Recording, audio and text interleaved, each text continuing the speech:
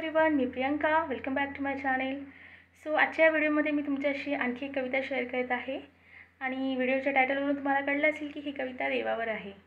Okay, तर देव जो कायम देत असतो, त्याला परताव्याची अपेक्षा नसते. कधीनी काय द्यायचं हे मात्र तोच ठरवितो. ज्याच्या त्याच्या परी ज्याला त्याला देत असतो. कुणाला मूर्तीच्या रूपात तर कुणाला माणसात दिसतो.